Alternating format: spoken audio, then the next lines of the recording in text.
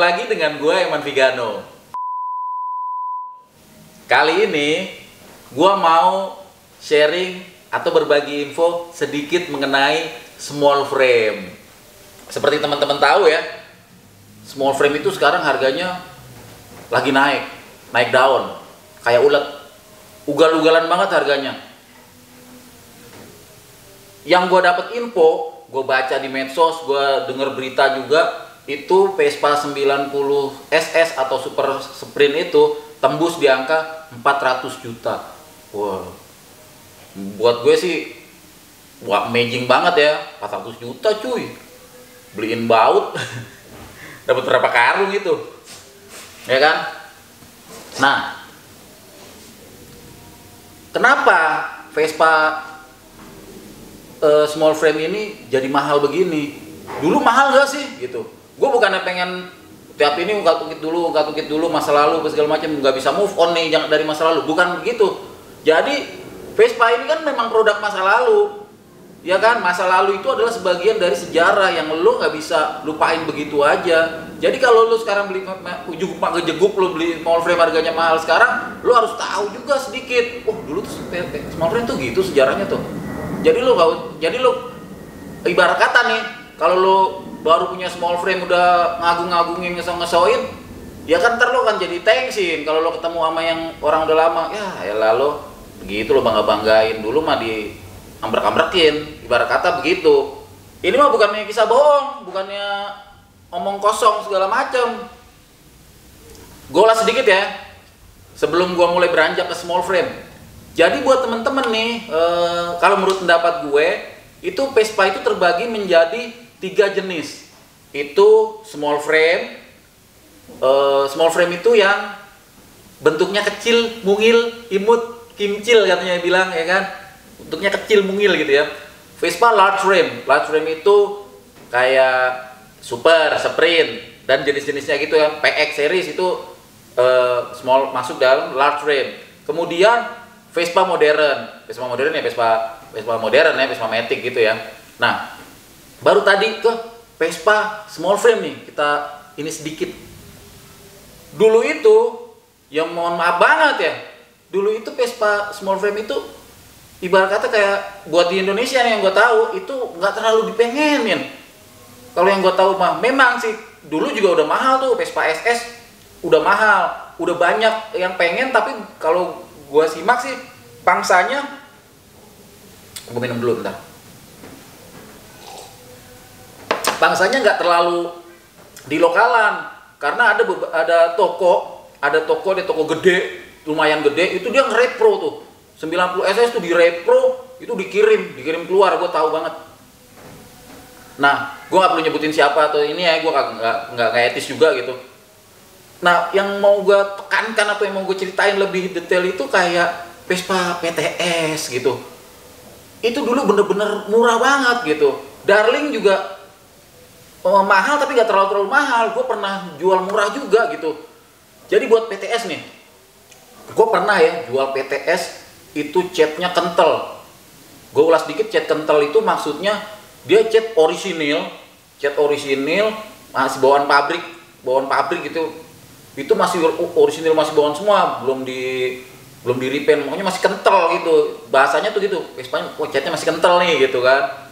Nah, ada juga yang kupasan. Yang Vespa kupasan tuh cat ori tapi dia dikupas karena dia udah cat orinya udah ketiban nama cat lain gitu. Nah, itu dikupas biar ketemu cat orinya. Tapi kita nggak bahas masalah cat ya. Udah di video sebelumnya kayaknya udah gua ulas deh. Lo cari aja di video sebelumnya soal ngecatan gitu deh. Nah, itu kental, gua jual cuma 3 juta. Vespa PTS, gue lupa tapi 90 apa PTS CPL itu gue jual cuma 3 juta. Gue bonusin cuy, gue bonusin body set small frame juga, gue bonusin PTS gue bonusin body set PTS. Nggak ada mesin nama suratnya, bodong. Jangan bodong ya, body shaming lagi gue. Maksudnya no paper.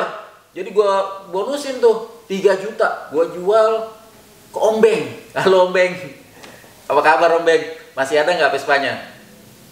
Nah, itu PTS tuh. Darling gua jual kalau Darling mati ya, mesinnya mati. Tapi kalau mesin mah nomor 11 deh ya, itu bodong lagi. Itu no paper nggak ya? Full paper. Itu Darling full paper. Gue dapet dari Om Tony Sudarmaji. Itu gue jual cuma 4 juta ke anak condet. 4 juta tuh Darling. Ya memang sih Darling pada waktu itu kalau mulus banget itu kisaran 10 sampai 15 juta juga udah mahal banget kan, 10 kali 10 atau 15 kali ya. Pokoknya range itu maksudnya udah mulus banget, kinclong-colong gitu ya. Gue pernah punya juga, memang gue jual range-nya di sekitaran itu. Nah, pada masanya itu Vespa small frame itu bengkel-bengkel nolak beneran. Itu bengkel-bengkel nolak yang gue tahu ya. Makanya kan bukti nyatanya nih, bukti konkretnya nggak banyak kan bengkel small frame itu. Karena kalau lo datang ke bengkel, wah nggak bisa nanganin small frame karena dia perlu penanganan khusus, beda sama large frame. Sekarang contoh nyatanya nih, ini Vespa large frame, ini Vespa small frame. Lo buka mesinnya, Vespa large frame, kalau lo buka nih, lo buka langsung kelihatan mesinnya. Lo mau ngoprek apa langsung ada di situ di hadapan mata lo. Tapi kalau Vespa small frame itu kan kecil banget. Lo mesti rojok-rojok, ibarat kata lo grepe-grepein gitu, susah. Itu mungkin salah satu alasannya ya. Walaupun tetap ada yang nanganin. Dan kalau kita tarik jadi ke sekarang, sekarang itu khusus karena penanganan khusus, dia juga beda. Harga servisnya beda sama yang large frame. Pengetahuan gue sih begitu ya. Dulu juga ada yang nyerpisin itu ada. Jadi gue nggak mau pukul rata juga. Jadi gue nggak mau dikomplain sama orang bengkel lagi. Dulu gue nerima-nerimain gitu kan. Nah maksudnya, tapi ini secara general seperti itu.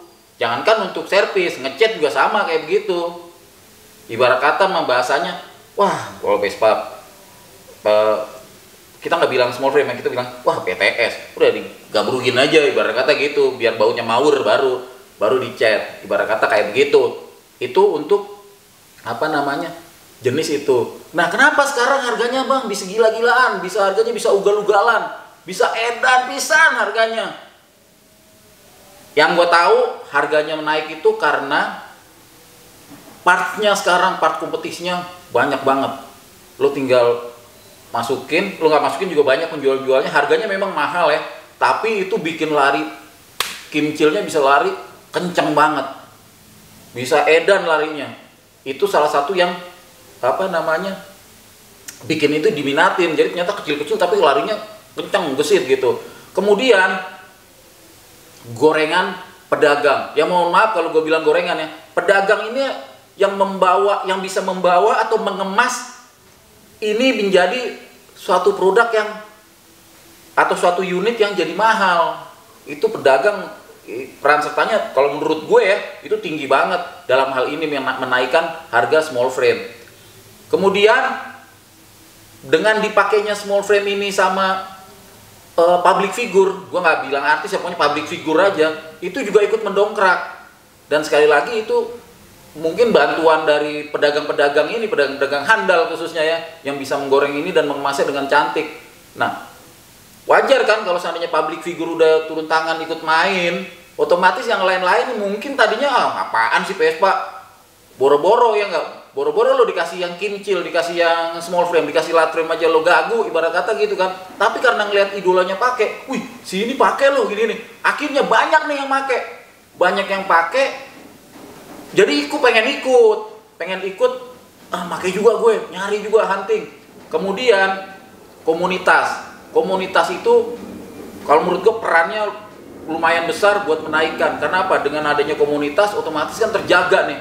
Unit ini terjaga dan semakin banyak dia otomatis akan mengajak, oh main Vespa small frame lo, atau dia orang pada ngeliat ada komunitasnya gini, orang jadi pengen ikut. Karena kalau ada komunitasnya otomatis nyari spare part gampang segala macam. Komunikasi kan akan terjalin di situ ya. Komunitas menurut gua ikut membantu berperan dalam menaikkan juga. Nah, rumus dagang adalah semakin banyak yang nyari, barang semakin sedikit, harga otomatis jadi naik. Nah, itu beberapa alasan kenapa harga small frame naik. Kemudian small frame itu ternyata banyak loh teman-teman. Nggak cuman kalau yang kita tahu kan mungkin ada cuman PTS, atau yang lagi paling topnya gitu ada 90 Super Sprint yang tadi yang harganya 400 jutaan. Itu kalau di small frame itu ininya lah gacoan ya, paling ininya lah masternya, ibarat kata master. Nah kalau di large frame itu kan gacoan apa sih kata-kata yang padanan yang 4, maksudnya small frame itu kalau di ini SS 90 SS itu, kalau di large frame itu kan GS kayak gitulah. Jadi yang ininya deh juaranya ya gitu ya. Ya pokoknya kayak gitu dah, itu yang paling ininya dah, itu gitu. Kalau di small frame SS gitu. Tapi ternyata teman-teman, small frame itu nggak cuma PTS, Darling, SS, enggak loh. Ternyata small frame itu tipenya itu ada 43 tipe small frame. Waduh, anjir banyak banget ya. Bang kalau so tahu sih, ya gue tahu. Gue baca buku. Ini mendingan kita cek aja dari bukunya, karena gue taunya dari buku yang gue baca. Gitu. Jadi kalau lo pengetahuan itu lo bisa dapet itu dari lo sharing, ngobrol sama orang yang lebih tua, lebih paham akan hal itu, contohnya kolektor atau pedagang atau apa. Bisa juga lo dari buku, karena buku adalah jendela ilmu. Nah kalau YouTube mungkin pintu ilmu kali ya. Jadi lo setel YouTube udah kayak nonton bioskop ya kan, banyak ilmu yang lo bisa dapat dari YouTube. Gue langsung aja kita cari bukunya. Gue lupa inget nih buku yang mana, tapi yang pasti gue dapet info dari buku yang gue baca.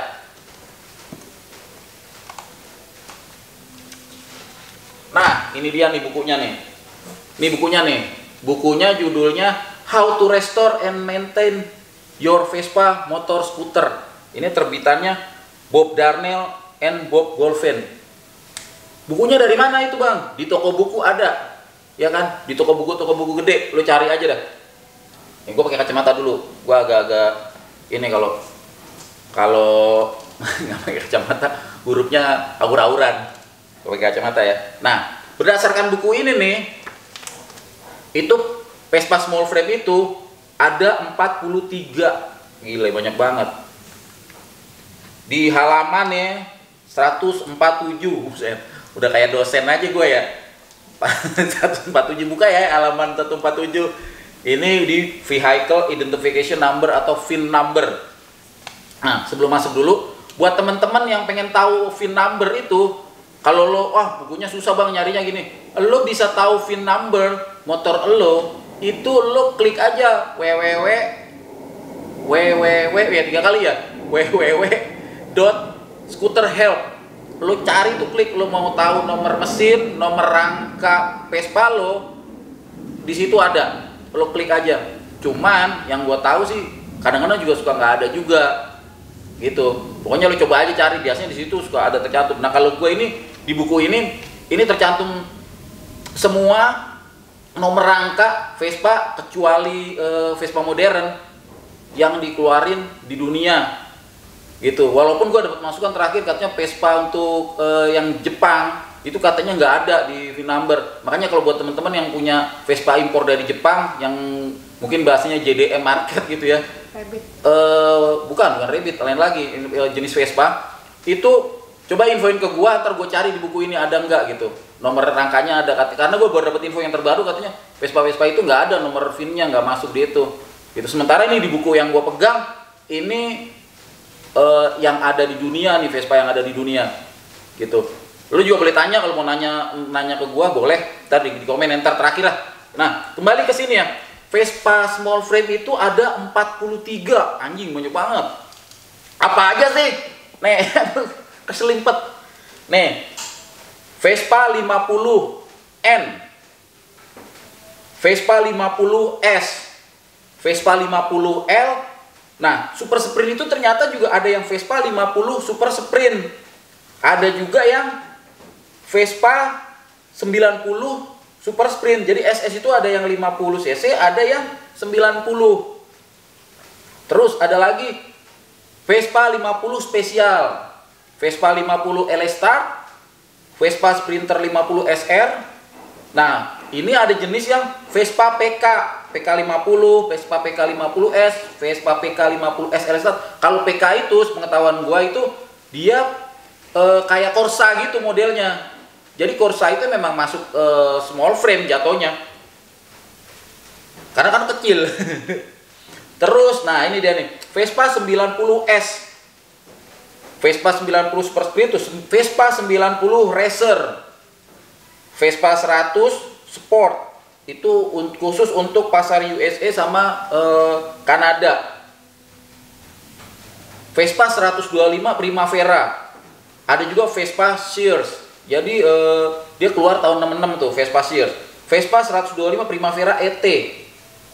Jadi ini banyak banget kalau gue sebutin atu-atu, pegel gue. Baru nyebutin segitu aja gue udah aus. Ntar di akhir video gue tayangin ya, gue fotoin, gue tayangin aja. Gue tayangin ini VIN number small frame ya. Jadi nanti kalian teman-teman yang pengen ngecek, oh small frame gue ada nggak sih? Lo tinggal freeze aja tuh videonya, ya kan? Lo comot dah tuh, ambil informasinya di video gue bagian terakhir. Tonton sampai habis makanya ya. Ini nanti gue taruh di bagian terakhir VIN number untuk small frame. Itu totalnya ada 43 jenis small frame. Small frame gue ada nggak bang?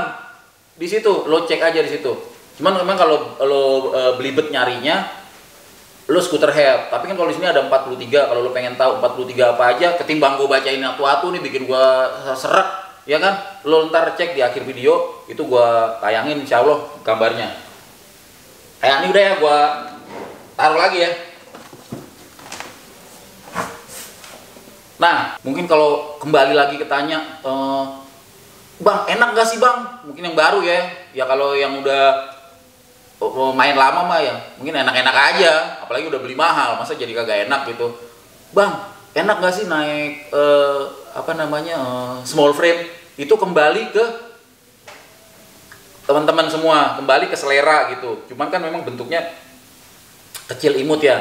Kalau lo memang bodinya gede atau gimana, kalau prefer yang large frame ya mungkin lebih bagus. Kembali lagi ke selera. Tapi kalau tanya ke gua enak apa enggak, relatif ya. Kalau dibilang enak juga gimana, enggak juga gimana. Tapi memang sekarang enak atau enggak itu tergantung. Kalau lo udah punya barangnya itu jadi enak loh, bener.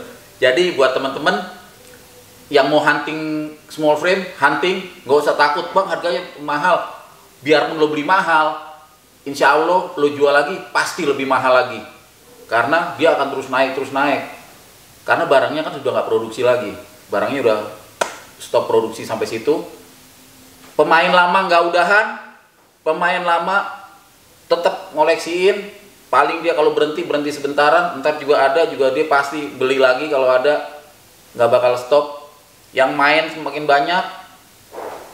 Jadi kalau lo mau ambil buat investasi, ambil sekarang sebelum harganya semakin naik dan naik lagi.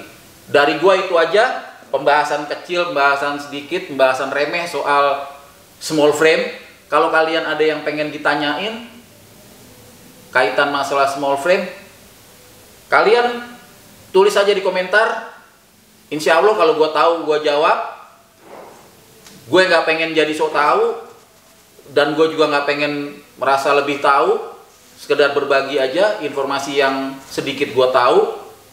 Kalau kalian suka dengan tayangan ini, jangan sungkan-sungkan kasih tombol jempolnya.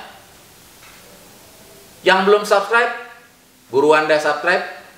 Tombol loncengnya jangan kagak lupa dijegugin aja.